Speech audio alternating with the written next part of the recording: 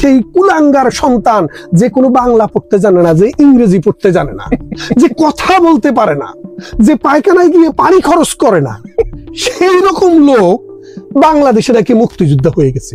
কোথায় কোথায়, কোন থানায়, কোন গ্রামে, কোন ঘরে কতজন সমন্বয়ক আছে তাদের লিস্ট করা শুরু করছে। এবং তারা ঘোষণা দিয়েছে, বাংলাদেশ আওয়ামী লীগ, বাংলাদেশ ছাত্রলীগ, এদেরকে যেখানে পাওয়া যাবে সেখানে তাদেরকে ধরা হবে।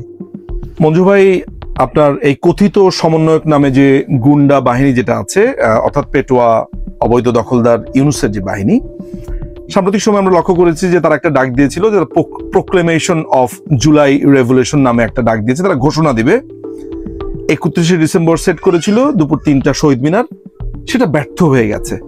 তারা আর সেটা দেয়নি, পিছু হটেছে। এখন তারা তাদের ফেসবুকের আইডি বন্ধ করেও ভেঙেছে।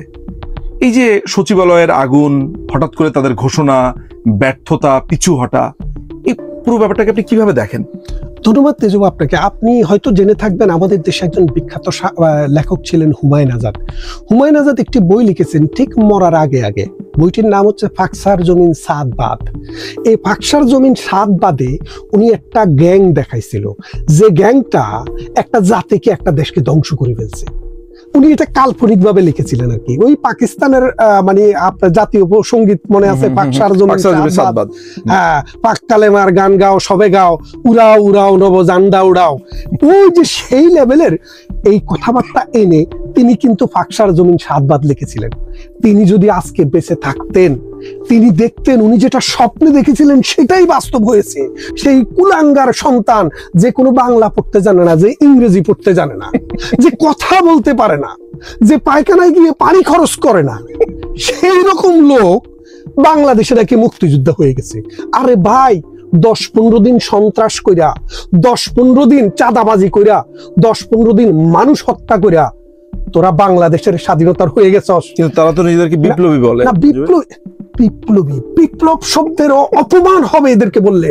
এরা কেন এটা করছে আমি আপনাকে বলি। বাংলাদেশ আওয়ামী লীগ, ছাত্রলীগ, যুবলীগ, কোথায় কোথায়, কোন থানায়, কোন গ্রামে, কোন ঘরে কতজন সমন্বয়ক আছে তাদের লিস্ট করা শুরু করছে।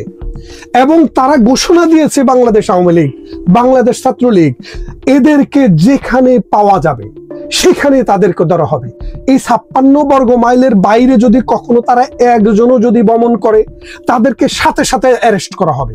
পৃথিবীর যেখানে তাদেরকে পাওয়া যাবে সেখানে প্রতিহত করা হবে। আর বাংলাদেশেও, বাংলাদেশের প্রচলিত আইনে, এখনকার আইনে, ভবিষ্যতের আইনে, যেই কোনো আইনেই তাদের সমস্ত কর্মকাণ্ড রাষ্ট্রবিরোধী, সন্ত্রাস বিরোধী এবং মানবতা বিরোধী। সুতরাং তাদের বিচার হবেই হবে। তারা এখন চিন্তা করছে, তারা যদি বাংলাদেশের সংবিধান, বাংলাদেশের আইন ব্যবস্থা, শাসন ব্যবস্থা, বিচার ব্যবস্থা সবকিছু উল্টাই দিতে পারে, তাহলে তারা বেঁচে যাবে। কিন্তু তাদের কোনো বাঁচা নাই। আপনাকে একটা জিনিস বলে রাখি, বাংলাদেশে যেটা হয়েছে, এরা কিন্তু সংবিধান পড়তে জানে, সংবিধান বানান করতে জানে। আপনাকে একদম গ্যারান্টি দিয়ে বলছি, এদের একটা কনস্টিটিউশন ইংরেজিতে উচ্চারণই করতে পারে না, বানানও করতে পারে না। এই লোক বাংলাদেশের কনস্টিটিউশন উল্টে দিবে, বলে প্রক্লেমেশন। আপনি জিজ্ঞেস করুন যে প্রক্লেমেশন কি রে বেটা? এই তোর বাপে কোনোদিন প্রক্লেমেশন শুনছে? প্রক্লেমেশন অর্থ কি তুই জানোস? এইটা পর্যন্ত জানে না তারা। বাংলাদেশে ভাই এই গত 53 বছরে একটা শিক্ষিত শ্রেণী তৈরি হয়েছে, একটা বোদ্ধা শ্রেণী তৈরি হয়েছে, লেখক, বুদ্ধিজীবী, সাহিত্যিক, সাংবাদিক, প্রফেশনাল তৈরি হয়েছে। এই লোকগুলা কোথাও চাকরি পায় না, এই লোকগুলা কোথাও বিসিএস দিয়ে পরীক্ষা দিয়ে পাশ করে না, পুলিশের চাকরি পায় না, বিডিআর, আর্মি কোথাও চাকরি পায় না, কারণ এগুলো হচ্ছে পচা মাল। এই পচা মাল তখন কি করবে? ওই সরে সরে মাসতুতু ভাই একসাথ হইয়া 71-এর ঘাতক রাজাকারদেরকে নিয়ে, এবং ওই যে বিভিন্ন সময়ে আমাদের দেশে আনসারুল্লাহ বাংলা টিম, হরকুতুল জেহাদ, আইএস, আফগান ফেরত জঙ্গি, এদের সবার একটা সম্মিলনে ভদ্র মানুষের সরকার, সভ্য মানুষের সরকারকে পরাজিত করে বাংলাদেশটাকে একটা অন্ধকারের দিকে নিয়ে যাচ্ছিল। আপনি জানেন, শামসুর রহমানের একটা কবিতা আছে, অদ্ভুত ওটের পিঠে চলেছে স্বদেশ। এই স্বদেশকে একটা এই অদ্ভুত উটের পিঠে তারা ছড়ায়া দিয়েছে। আপনি খেয়াল করছেন অদ্ভুত উটের পিঠে? এই যে বাংলাদেশ, 1971 সালে স্বাধীন হওয়ার পর আপনি দেখেন দক্ষিণ পূর্ব এশিয়াতে বাংলাদেশের সাথে তুলনা করা যায় আর একটি দেশও নাই। অর্থনীতি, মাথাপিছু আয় সবার উপরে আমরা। স্কুল গোয়িং অর্থাৎ 100% বাচ্চা স্কুলে যায়। অসংখ্য মানুষকে বিভিন্ন সুযোগ সুবিধা দেওয়া হয়। প্রত্যেকটা গ্রামে গ্রামে পাকা রাস্তা, প্রত্যেকটা গ্রামে স্কুল, প্রত্যেকটা ঘরে ঘরে ইলেকট্রিসিটি। আপনি কি চান রে ভাই? বাংলাদেশটাকে এই যে সরকার ব্যবস্থা আপনি ধরতে পারেন, আওয়ামী লীগের সময়ে যখন সরকার, প্রধানমন্ত্রী শেখ হাসিনার সরকার ছিল, গণতন্ত্রের ডিফিসিট ছিল না সেটা আমরা বলবো না। দুইবার আর্মির সাথে আমরা সংগ্রাম করেছি। এই 1975 সাল থেকে 1991 সাল পর্যন্ত টানা 20 বছর আর্মির সরকার ক্ষমতায়, 16 বছর আর্মি সরকার ক্ষমতায়। তাহলে আবার 2006 সালে মঈনুদ্দিন ফখরুদ্দিন আবার নিয়ে গেল। তাইলে আপনি দেখেন এখন আবার ইন্টারভেনশন। একটা গণতান্ত্রিক পথে হাঁটতে গেলে এতবার যখন ইন্টারভেনশন হয়, গণতন্ত্রের চরিত্রটা কি ঠিক থাকে? আরে ভাই, একটা নারীকে যখন দর্শন করা হয় তখন কি তাকে আর আপনি কোনোদিনও বলতে পারবেন যে সে ভার্জিন? বলা যাবে না। সে ইচ্ছে হয় নাই, কিন্তু সে ভার্জিন না। কেন? তাকে দর্শন করেছে। সেই জন্য বলছি যে বাংলাদেশকে তো 1975 সালে দর্শন করা হয়েছে। বাংলাদেশকে এই 1981 সালের পরে আবার এরশাদ এসা আবার তো বাংলাদেশ রাষ্ট্র হিসেবে দর্শিত একটা রাষ্ট্র। সেই জন্য বলছি যে বাংলাদেশ আগানোর জন্য যে একটা সুস্থ পরিবেশ দরকার, মানুষের শিক্ষা দরকার, মানুষের অন্ন দরকার, বাসস্থান দরকার, চিকিৎসা দরকার, কমিউনিকেশন, ট্রান্সপোর্টেশন। শেখ হাসিনা কিন্তু আস্তে আস্তে এগুলো সব করেছে। এই করা দেখে তারা বুঝতে পারছে, স্বাধীনতা বিরোধী এই যুদ্ধ অপরাধী চক্র, যে শেখ হাসিনা যেভাবে দেশকে আগায় নিচ্ছে, এবারে 5 বছর যদি শেষ করে বাংলাদেশে শেখ হাসিনাকে, মানে শেখ হাসিনা মডেল হয়ে যাবে। মানে পুরো পৃথিবীতে শেখ হাসিনাকে হায়ার করে নিবে যে শেখ হাসিনা মডেলের দেশ চাই আমরা। কারণ ফাস্টেস্ট গোয়িং ইকোনমি ছিল বাংলাদেশ গত 10 বছর। আপনি 2008 সালে যখন ক্ষমতায় আসি, $600-700 আমাদের মাথা পিছু আয়, আর এখন হচ্ছে $3000 কাছাকাছি, $2750। আমাদের যে বিশ্বব্যাংক আমাদের যে রিজার্ভের পরিমাণ, আমাদের ওই রিজার্ভের পরিমাণ ছিল মাত্র $3 বিলিয়ন যখন আপনার আওয়ামী লীগ যখন ক্ষমতা নেয়। আর এই মিথ্যাবাদী ইউনূস সরকার যখন ক্ষমতা গ্রহণ করে তখন $20 বিলিয়ন। আমাদের তো সম্ভবত 2021 48 বিলিয়ন হয়েছিল এগুলা। এরপরে ওই পদ্মা সেতু এবং বিভিন্ন দায় দেনা পরিশোধ করার পরে এটা কমেছে। হ্যাঁ, এটা আপনাকে বুঝতে হবে। আমরা যখন 2008 সালে ক্ষমতায় আসি তখন বাংলাদেশের বাজেটের পরিমাণ ছিল 76 বিলিয়ন, 76 বিলিয়ন।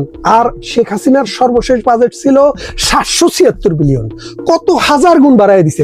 এই যে শেখ হাসিনার বিরুদ্ধে দুর্নীতির কথা বলছে, এই যে দুর্নীতির কথা আপনি যদি দেখেন, খেয়াল করে দেখেন, দুর্নীতির যে পরিমাণে টাকার কথা বলছে, আপনি জানেন বাংলাদেশের বাজেটে 2টা খাত আছে। একটা খাত হলো স্কুলের মাস্টার, কলেজের মাস্টার, তারপরে কেরানির বেতন, প্রধান শিক্ষকের বেতন এবং সরকারি কর্মচারীদের, আমলাদের বেতন, মন্ত্রী পরিষদের বেতন, এমপিদের বেতন, চেয়ারম্যানের বেতন। এই খাতে ব্যয় হয়। এটা হলো ব্যয়ের খাত। আরেকটা হলো উন্নয়ন খাত। উন্নয়ন খাতে গত 15 বছরে যে পরিমাণ বাজেট হয়েছে, দুর্নীতির যে সংখ্যা বলা হচ্ছে সেটা চেয়েও বেশি। তার মানে কি, এই রাস্তাগুলা, ওই যে তারেক মনোয়ারে বলছিল না, আমেরিকাতে নাকি এই মানে ব্রিজ গুলা করে জি নাই না, ওরা জিনে আইসা করে দিছে। ওই যে পাকিস্তানের জিন আইসা বাংলাদেশে এগুলো করে দিচ্ছে। সেই জন্য বলছি যে একটা দেশকে পরিকল্পিতভাবে কোথায় নিয়ে গেছে এই দেশটাকে, সেই দেশটাকে আজ ধ্বংসের কাছাকাছি নিয়ে গেছে। আমাদের অর্থনীতিকে ধ্বংস করে দিয়েছে। আপনি জানেন আমাদের দেশে এখন পণ্য আসেও না, পণ্য যায়ও না। 140টা গার্মেন্টস বন্ধ। মানে এই 140টা গার্মেন্টসে এবং বিভিন্ন সেক্টরে যারা কাজ করে, এইরকম 40 লক্ষ মানুষ কর্মহীন। প্রত্যেক গ্রামে গ্রামে চুরি শুরু হয়ে গেছে। আপনি জানেন না, এখন মাইকে বলে দেওয়া হয় যে গ্রামে চোর ঢুকেছে, ডাকাত ঢুকেছে, আপনারা সবাই একসাথে প্রতিরোধ করেন। 250-র মতো গার্মেন্টস বন্ধ হয়ে গেছে। হ্যাঁ, এই যে গার্মেন্টস বন্ধ হয়ে যাওয়া, বিভিন্ন শিক্ষা প্রতিষ্ঠান বন্ধ হয়ে যাওয়া, শিক্ষা নাই, এরা অটো পাস চায়, কারণ এরা পাস করার কোনো ক্যাপাসিটি নাই। এই জন্য বলছি, এই সন্ত্রাসবাদ, এই যে IS, এটা ইরাককে সফল হইতে পারে নাই। এটা এটা সিরিয়াতে সফল হইতে পারে নাই, বাংলাদেশে এরা সফলতার মুখ দেখছে। ওরা চিন্তা করছে জামাতে ইসলামীকে নিয়ে, হেফাজতে ইসলামকে নিয়ে, আনসারুল্লাহ বাংলা টিম, হিজবুত তাহেরি, এই যে চরমোনাই, খেলাফত মজলিস, এদেরকে নিয়ে বাংলাদেশটাকে একটা মিনি পাকিস্তান বানানোর জন্য। আপনি দেখেন বাংলাদেশে এখন কাওয়ালি হয়, পাকিস্তানকে আমরা পরাজিত করেছি, শেখ হাসিনার সরকার না হয় নেই, কিন্তু বাংলাদেশ তো আছে, যেটা দাঁড়িয়ে আছে মুক্তিযুদ্ধের উপরে, যেটা দাঁড়িয়ে আছে 30 লক্ষ শহীদের রক্তের উপরে। সেখানে 16ই ডিসেম্বর পালন হয় না ঠিক মতে, সেখানে আপনার শহীদ বুদ্ধিজীবী পালন হয় না ঠিক মতে, বুদ্ধিজীবী দিবস। তাই বলছি যে এই মূর্খ এই যে সমন্বয়ক নামের যে গালিটা আছে, এই সমন্বয়কদেরকে একটা একটা করে বিচার করবো। আমরা তো রাস্তায় হত্যা করব না, আমরা তো তাদেরকে জবাই করব না, আমরা আইনের হাতে তাদেরকে তুলে দেব। কারণ আমরা বিশ্বাস করি সভ্যতায়, আমরা সভ্য মানুষের দল। বঙ্গবন্ধু একজন সভ্য মানুষের নেতা ছিলেন, প্রধানমন্ত্রী শেখ হাসিনা সভ্য মানুষের নেতা ছিলেন। সুতরাং এই সভ্যতার ভিত্তি হচ্ছে আমাদের যে আইনের শাসন, রুল অফ ল হবে, সিভিলাইজেশন, বেসিস অফ সিভিলাইজেশন, সেই সিভিলাইজেশনকে আমরা আপেল করব। এই দেশ আবার মানুষের কথা বলবে, কবিতার কথা বলবে। একটা কথা আপনি শুনেছেন যে কবিতা শুনতে জানে না সে সমুদ্রের গর্জন শুনবে। তারা কবিতা শুনতে জানছে না, তারা সমুদ্রের গর্জন শুনবে। অপেক্ষা করুন, সমুদ্র রেডি হচ্ছে।